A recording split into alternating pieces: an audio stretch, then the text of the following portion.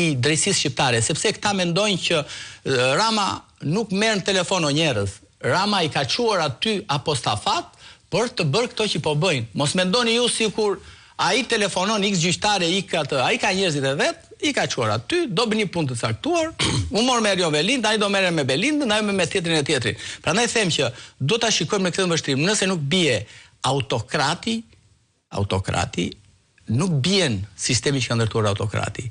Sepse autokratësit, Flavio, ti je iluminuar, bien autokrati, bie dhe gjithë sistemi që ka ndërtuar autokrati. Nëse nuk bie autokrati, nuk bie ky sistem që ka ndërtuar autokrati. Se është e pamundur të bjeri. Pavarësisht zëvendësimit të emrave. Pavarësisht emrat, nuk ka rëndësi fare. Rëndësishme është që ra regjimin në 90, ra me gjithë drejtësinë apo jo. Ra me gjithë institucionet që ishte ndërtuar. Dhe kjo është e njëjta gjë, në formë ndryshe, padyshim nuk është më me. Sigurimi duket sikur mbijetoi.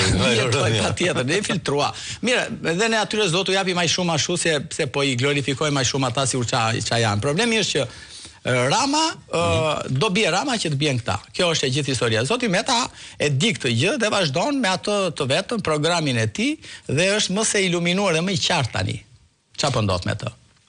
Ndërkohë, për të rikthyer pak tek ndikimi që ka pasur, u bë e qartë edhe për raportin e OSBE-s, zoti Cakën, edhe pse nuk dua të fus në një pyetje politike, po u bë e qartë politikisht që e drejta ishte politike, edhe tek arrestimi i kundërshtarëve politik të zotit Rama, se po të shohim në numra, pavarësisht kush i arrestohet Ramës, nuk ka asnjë ndikim në asnjë vot tek rezultatet e mazhorancës. Po kur u arrestua Beqir Balloku, çan dyshoi tek regjimi i Verroxhës? Asgjë. E njëjta gjë është. Përkundër u freskua. Po pa tjetër freskua, ikën armiqtë, tani do bëjmë parti më të fortë, do bëjmë më të mirë, vendi do jetojë më mirë, bla bla bla. Ja, njëta gjë ndodh. Dhe kjo s'ka asnjë ndryshim, Flavio, sepse ne shikojmë gjëra, historia përsëritet. Po. Padyshim ndryshon aktorët, ë? Dhe filmi Troja është bërë 4 hera, 5 apo jo. Po i fundi është e bëri Brad Pitt, i bukur, e mani mend besoj, dhe kjo punë. Ndryshojnë, historia është e njëjtë, vetëm se ndryshojnë aktorët. Aktorët kanë ndryshuar nga babait e djali apo të çupa, nga gjyshi të Mbesa, pra nuk është se ka ndonjë ndryshim. Pastaj, ajo parti e ka thënë dikur edhe un paktën për mua që na mendem më të ndritua zoti Plasari, Aurel Plasari, dhe ka thënë një gjë, ajo parti në një anë është parti, në ana tjetër është organizatë terroriste.